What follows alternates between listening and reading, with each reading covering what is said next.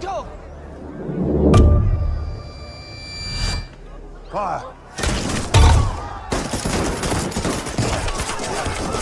13 अप्रैल साल 1919 अमृतसर का जलियांवाला बाग मानवता को शर्मिंदा करती एक ऐसी घटना का गवाह बना जिसने हमेशा के लिए गोरे अंग्रेजों के चरित्र पर काला दाग लगा दिया। इसी दिन जनरल डायर ने हजारों मासूम निहत्थे हिंदुस्तानियों पर लगातार गोलियां चलवाई। यही नहीं, उन लोगों के भागने का तमाम रास्ते बंद कर दिए गए सिवाय मौत के।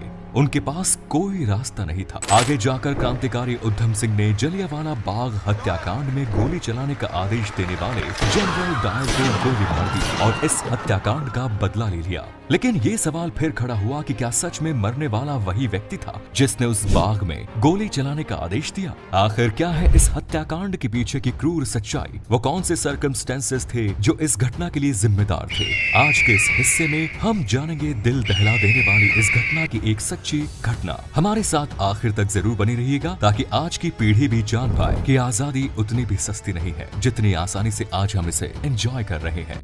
जलियांवाला बाग हत्याकांड की भूमिका उस समय बननी शुरू हुई जब अंग्रेजों ने रॉलेट एक्ट लगाया और देश भर में इसका विरोध शुरू हुआ। वो तारीख थी 10 अप्रैल। रॉलेट एक्ट का विरोध चल रहा था और अंग्रेजों ने इस एक्ट के विरोध करने के लिए सैफुद्दीन किचलू, डॉक्टर सत्यपाल को गिरफ्तार कर लिया गया। रॉलेट एक्ट को उस समय का काला कानून कहा गया था। इस कानून का विरोध महात्मा गांधी ने भी किया था और इसके पास होते ही पूरे देश में इसका जबरदस्त विरोध शुरू हो गया। रॉलेट एक्ट के इस कानून के मुताबिक अंग्रेज बिना किसी जांच पड़ताल और मुकदमे के जब चाहे किसी भी भारतीय को गिरफ्तार करके जेल में भेज सकते थे। रॉलेट एक्ट के विरोध में सैफुद्दीन किचलू और डॉक्टर सत्यपाल की गिरफ्तारी ने आग में घी का काम किया। जनता का आक्रोश अपने उफान पर था, लेकिन तूफान से पहले वाली शांति छा गई। लोगों ने एक बड़े विरोध प्रदर्शन करने के लिए 13 अप्रैल को सुबह जलियांवाला बाग में एक बड़ी सभा करने का निर्णय लिया। सारे के सारे लोग इकट्ठा होते, वहाँ पर रॉलेट एक्ट का विरोध होता और साथ ही इन दोनों की गिरफ्तारी के विरोध में स्वर मुखर हुए। जलियांवाला बाग में 13 अप्रैल को होने वाली इस रैली की खबर जनरल रेजिनाल्ड डायर को पता चल गई। 13 अप्रैल पंजाब में बैसाखी का दिन भी था। वैसे भी पंजाब में बैसाखी बड़ी ही धूमधाम से मनाई जाती थी। लोग एक तरफ बैसाखी का जश्न मना रहे थे, अपने लोगों से मिल रहे थे और दूसरी तरफ इस सभा की तैयारी चल रही थी। लेकिन जनरल डायर ने इस सभा के खिलाफ पहले से ही तैयारी कर ली थी। उसने 12 अप्रैल को ही अतिरिक्त सैनिक टुकड़ी बुलाकर अपनी तरफ से पूरी तैयारी कर ली। सुबह का वक्त था।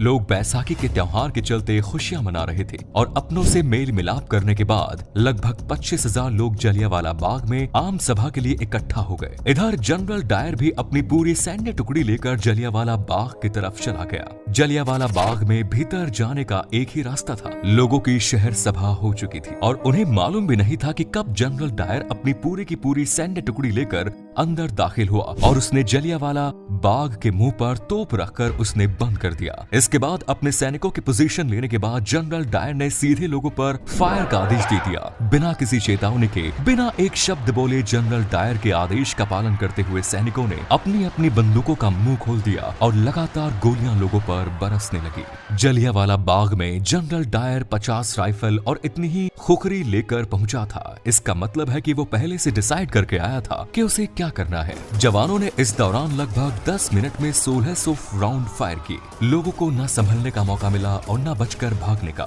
जवान बिना रुके लगातार फायरिंग कर रहे थे। जनरल डायर ने आदेश ही कुछ ऐसा दिया था। फायरिंग केवल बंदूक में गोली लोड करने के दौरान ही धीमी पड़ती थी, वरना यहाँ मौजूद जवान लगातार लोगों पर फायर कर रहे थे। लोगों में अफरा तफरी मच गई। वहाँ मौजूद महिलाएं, बच्चे, बूढ़े और जवान सभी अपनी अपनी जान बचाने के लिए वहाँ से भागने लगे। लोगों ने वहाँ मौजूद कुएं में कूदकर अपनी जान बचाने की कोशिश की, लेकिन कोई फायदा नहीं हुआ। कुछ लोग दीवार फांद कर भाग जाना चाहते थे, मगर उसका भी कोई फायदा नहीं हुआ। जनरल डायर के सैनिकों ने हर किसी को चुन चुन कर मारने की कसम खा रखी थी। बाग के जिस कुएं में कूदकर लोग अपनी जान बचाना चाह रहे थे, उसमें से 120 इंसानों की लाशें निकाली गई। वहाँ कुआं कूदकर मरने वाले लोगों के खून से भर गया। कुएं को आज भी खूनी कुएं के नाम से जाना जाता है और इतना ही नहीं, इस बाग की दीवारों पर आज भी उस समय की गोलियों के निशान निशान मौजूद हैं।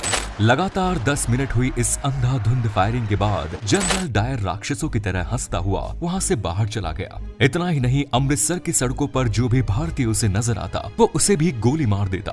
मरने वालों को अपनी तोप के पीछे रस्सी से बांधकर घसीटता हुआ ले जाया गया। इस हत्याकांड के बाद अंग्रेज सरकार ने अपने आंकड़े जारी किए। उन आंकड़ों के मुताबिक इस नरसंहार में 379 लोगों की मौत हुई, लेकिन मरने वालों की असल संख्या कुछ और ही थी। हकीकत में इस हत्याकांड में हजारों लोगों की जान गई थी। इस दिल दहला देने वाली घटना ने पूरे देश को हिला कर रख दिया। चारों तरफ इस घटना की निंदा होने लगी और इस घटना की जांच का जिम्मा लेफ्टिनेंट माइकल ऑडवायर को दिया गया। गोली चलाने वाले जनरल डायर ने अपनी सफाई में कहा कि गोली चलाना उसकी मजबूरी बन गई थी। उसे अपने कर्तव्य का पालन किया। अगर वो गोलियां नहीं चलवाता तो वहां मौजूद भीड़ उसे ही मार देती। ये मार्शल लॉ का उल्लंघन होता। लेफ्टिनेंट माइकल ऑडवायर, जो कि इस मामले की जांच कर रहा था, वो जनरल डायर के इस जवाब से संतुष्ट हुआ। आगे चलकर इस मामले की जांच लाहौर के हंटर कमीशन के द्वारा की गई। फाइनली इस मामले में जनरल डायर को सही माना गया और ब्रिटिश अधिकारियों ने उसे प्रमोशन दिया। लेकिन इसके साथ ही फाइनल रिपोर्ट में ये भी कहा गया कि जनरल डायर अब कभी इंडिया नहीं आएंगे और उन्हें ब्रिटेन में रहकर ही सर्विस करनी होगी। इस हत्याकांड के दौरान सरदार उधम सिंह जलियांवाला बाग में ही मौजूद थे। ये उनकी खुशकिस्मती थी कि वो इतनी गोलियां चलने के बावजूद भी बच गए, लेकिन उन्होंने कसम खाई थी कि वो इस हत्याकांड का बदला जरूर लेंगे।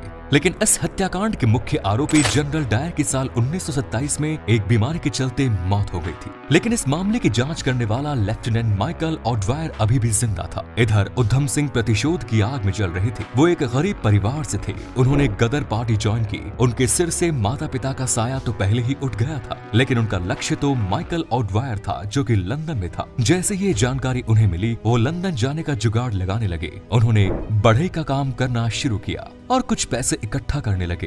पैसे इकट्ठा करके वो अमेरिका गए। अमेरिका के बाद वहां से लंदन पहुंच गए। लंदन में वो एक रेस्टोरेंट में काम करने लगे। रेस्टोरेंट में काम करते हुए पैसा जमा कर रहे थे ताकि एक पिस्टल खरीद सके। इतने सब काम करने के चक्कर में उधम सिंह को पूरे 21 साल लग गए। आखिरकार फाइनली वो समय भी आ गया जब उधम सिंह अपने लक्ष्य के करीब पहुंचे। साल 1940 में लंदन के क्रैक्सटन हॉल में ईस्ट इंडिया एसोसिएशन और रॉयल सेंट्रल एशियन सोसाइटी की मीटिंग होनी थी। इस मीटिंग में माइकल ऑडवायर भी पहुंचा था और उधम सिंह एक किताब में बंदूक रखकर ले गए थे। दरअसल किताब के पन्नों को उन्होंने बंदूक की आकृति के बीच से काट लिया था और उन्हीं के बीच में वो बंदूक छुपा कर ले गए थे। पंक्ति में सबसे आगे बैठे उधम सिंह माइकल ऑडवायर के आने का इंतजार कर रहे थे। जैसे ही माइकल ऑडवायर स्टेज पर आया, उधम सिंह ने 3 गोलियां उनके सीने में उतार दी।